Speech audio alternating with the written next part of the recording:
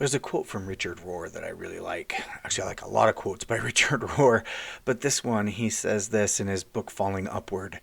We do not think ourselves into new ways of living. We live ourselves into new ways of thinking.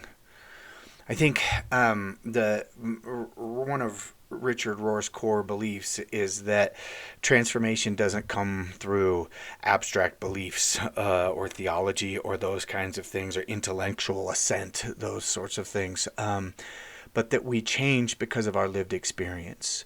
We are changed, we are made the people that we are because of our willingness to undergo suffering, to uh, experience change, to be altered, to be confronted and challenged. That our growth is oftentimes not an intellectual ascension where we allow ourselves to think in different ways, but oftentimes we think differently because we have different experiences.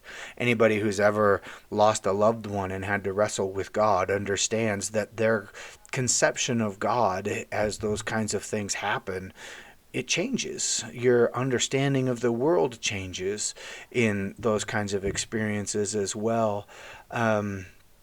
And so, we there's a certain necessity for us if we're going to grow and become the kinds of people that we are willing or need to become, that we're going to have to be reshaped.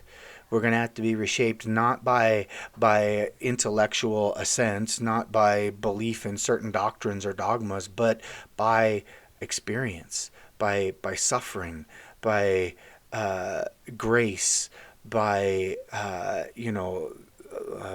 uncertainty and mystery, all of these kinds of things. We work, especially I think in the United States of America, we work so hard to avoid pain.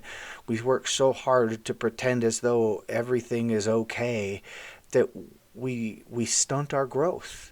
And only as we're willing to live and to experience those things and to embrace those kinds of things do we really begin to change who we are and change the way we think. And uh, and so as difficult as change and as difficult as those experiences that cause us grief can be, they're so crucially necessary for us to continue to become the kinds of people that God wants us to become. So maybe rather than trying to avoid them or pretend as though they aren't there, what happens if we take them to God and we ask God to redeem even those ugly things, and we ask God to allow those things to shape us and change us and to make us into the kinds of people that we need to be in order to be faithful followers of Jesus Christ in the world?